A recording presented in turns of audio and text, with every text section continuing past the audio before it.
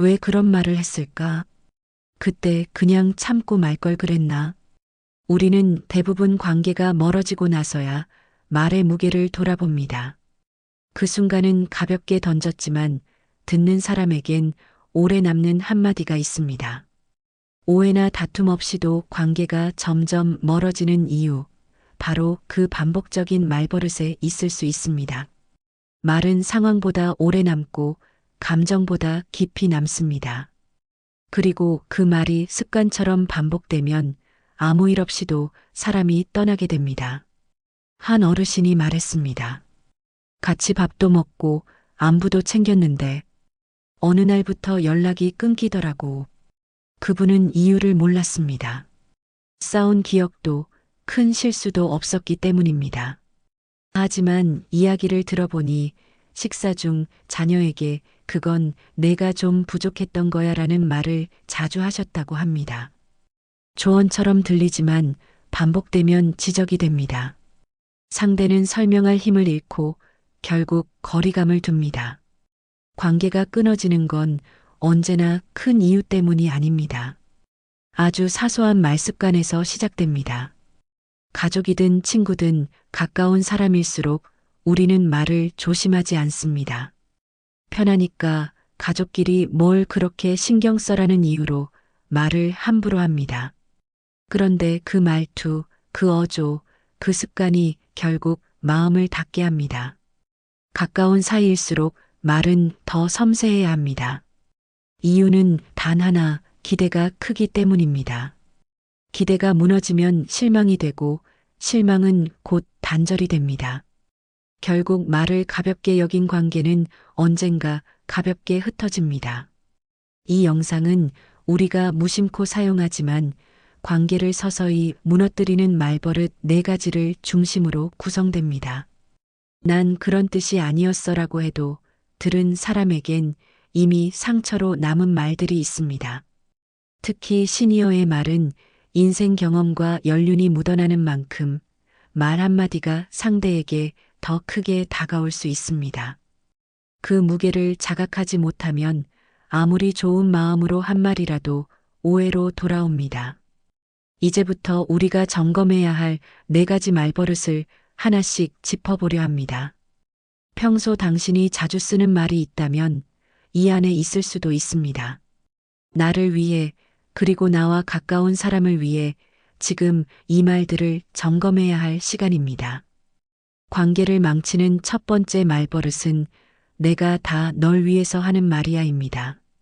이 말은 우리가 가장 많이 쓰는 표현 중 하나이지만 동시에 가장 많이 오해를 부르는 말이기도 합니다. 말하는 사람은 조언이었고 배려였고 관심이었지만 듣는 사람은 지적이라고 느낍니다. 내가 너를 위해서라는 말은 듣는 순간 방어적으로 바뀝니다. 그 말 속엔 나는 옳고 너는 틀렸다는 뉘앙스가 숨어 있기 때문입니다.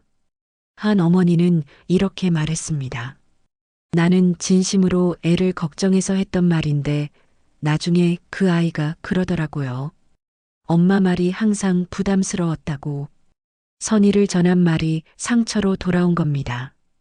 특히 나이가 들수록 인생 선배로서 해주고 싶은 말이 많아지지만 그 말이 사랑이 되려면 표현 방식이 달라야 합니다.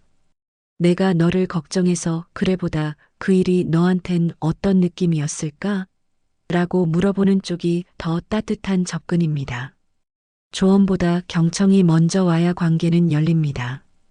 두 번째 말버릇은 그건 좀 아니지입니다. 단정적인 표현, 판단의 언어는 관계의 문을 닫습니다. 이 말은 대화의 방향을 정리해 주는 게 아니라 감정의 흐름을 끊어버립니다.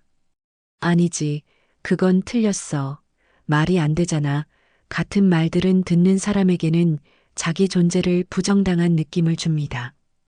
특히 자신의 이야기를 꺼내는 중이거나 감정을 나누는 순간에 이런 말을 들으면 마음을 다시 여는 데는 오랜 시간이 걸립니다. 심리상담 현장에서도 이런 사례는 자주 등장합니다. 자신의 이야기를 겨우 꺼냈는데 그건 너무 극단적이야 라는 말을 듣고 마음을 닫았다는 사례.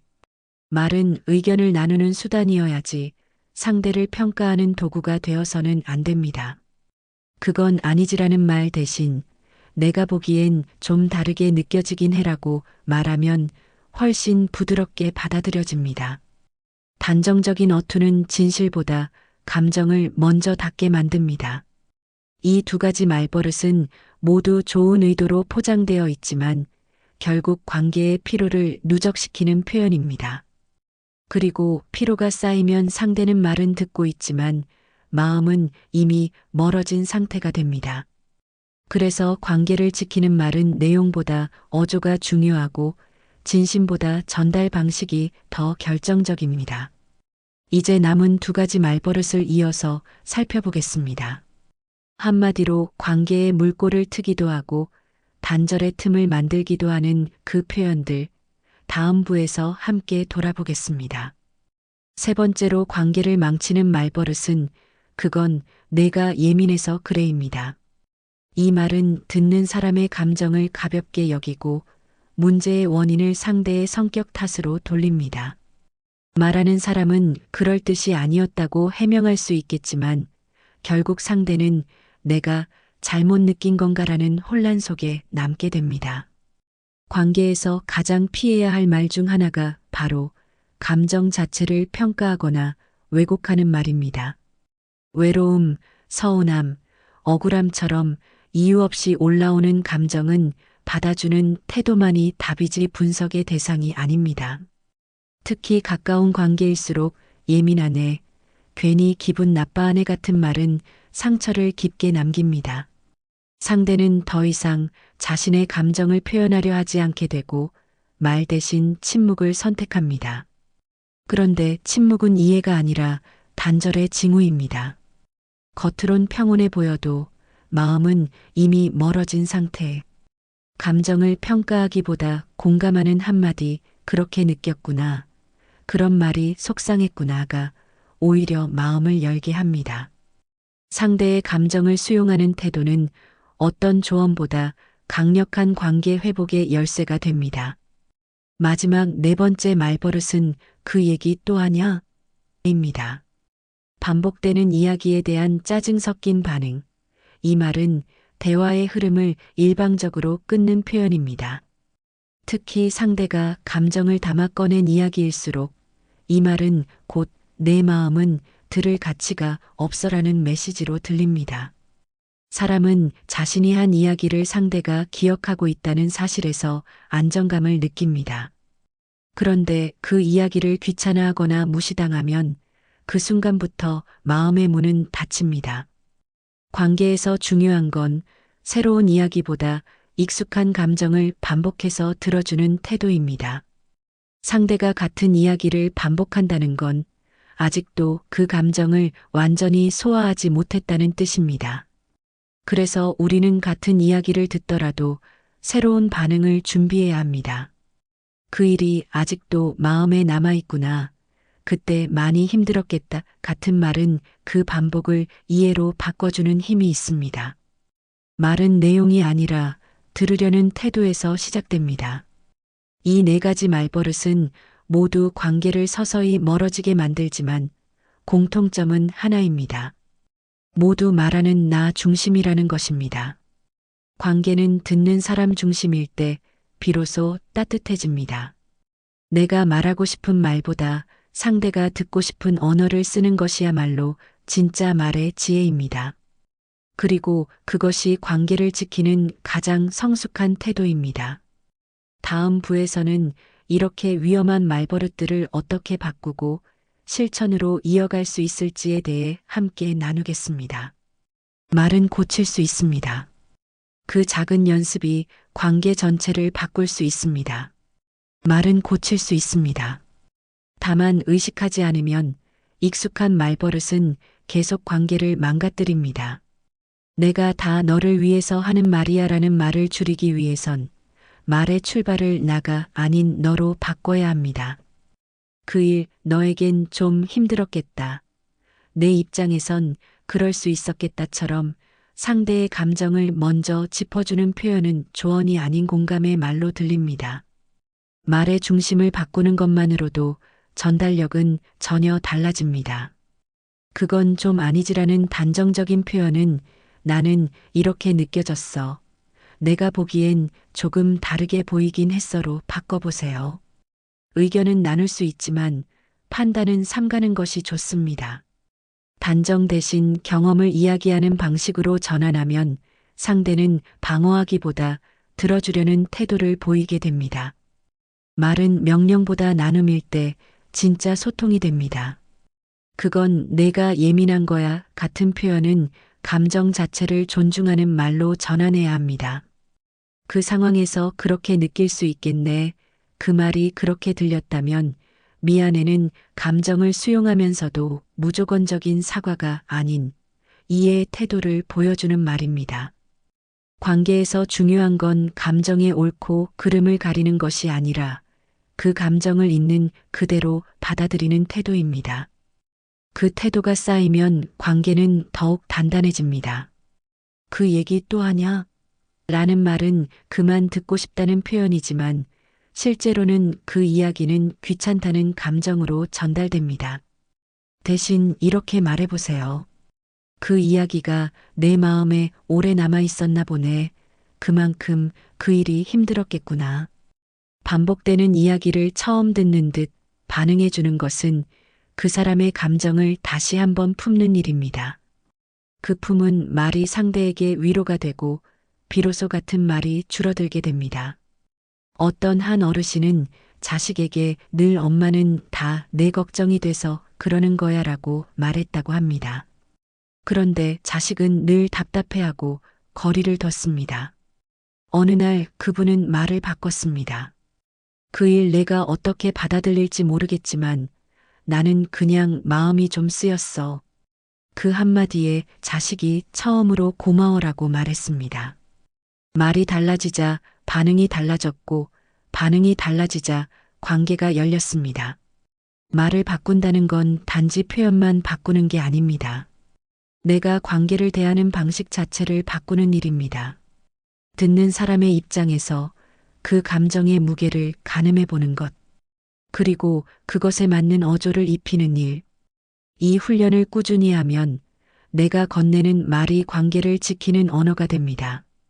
이제 마지막으로 왜 말이 인생에 흔적을 남기는지, 그리고 오늘 하루 어떤 말을 바꾸면 내 사람을 지킬 수 있을지에 대한 이야기를 마무리로 이어가겠습니다. 말은 공기처럼 사라지지 않습니다. 우리가 무심코 내뱉은 말들은 관계 속에 흔적처럼 남아 있습니다. 어떤 말은 수십 년이 지나도 상대의 가슴 속에 남아 있고 어떤 말은 다시는 돌아오지 않는 사람을 만들기도 합니다. 말은 순간의 감정이 아니라 인생의 기록입니다. 그래서 말을 돌아보는 건 관계를 돌아보는 일이며 곧 나 자신을 돌아보는 일이기도 합니다. 한 어르신은 이렇게 말했습니다. 나는 싸워서 사람을 잃은 적은 거의 없어. 다 말 때문에 서서히 멀어졌지. 그렇습니다. 관계는 큰 사건이 아니라 작은 말에서 멀어집니다. 그리고 그 말이 반복되었을 때 사람은 지칩니다. 더 이상 설명하고 싶지 않아지고 더 이상 기대하지 않게 됩니다. 결국 침묵이 늘고 그 침묵은 어느 날 이별이 됩니다. 그래서 관계를 지키고 싶다면 말버릇부터 바꿔야 합니다. 관계는 거창한 배려로 지켜지는 게 아닙니다. 아주 사소한 말투, 무의식 중에 나오는 표현, 반응하는 방식 하나로 유지되기도 하고 무너지기도 합니다. 나이를 먹을수록 관계가 줄어들고 사람들과의 거리가 멀어지는 건 당연한 일이 아닙니다. 내 말이 따뜻하다면 사람은 여전히 당신 곁에 남아있을 수 있습니다. 오늘 살펴본 4가지 말버릇. 당신은 얼마나 자주 사용하고 계셨나요? 그리고 그것이 관계를 어떻게 만들어 왔는지 스스로 돌아보신 적 있으신가요? 지금부터라도 늦지 않았습니다. 말을 바꾸면 반응이 바뀌고 반응이 바뀌면 관계도 다시 흐름을 탑니다. 관계가 회복될 수 있다는 믿음은 바로 말에서 시작됩니다. 말이 지나갔다고 생각했는데 마음은 그대로 멈춰 있더라. 이 한마디는 한 상담자가 했던 말입니다. 그 말처럼 우리가 던진 말은 상대의 시간 속에 오래 머뭅니다. 그래서 하루를 정리할 때 말도 함께 정리해야 합니다. 오늘 내가 건넨 말 중 누군가를 아프게 했던 건 없었는지, 혹은 따뜻하게 만든 한 문장은 있었는지, 그 질문만으로도 말은 조금씩 품격을 갖춰갑니다. 오늘 하루 말 한마디만 따뜻하게 바꿔보세요. 그 한마디가 당신을 설명합니다.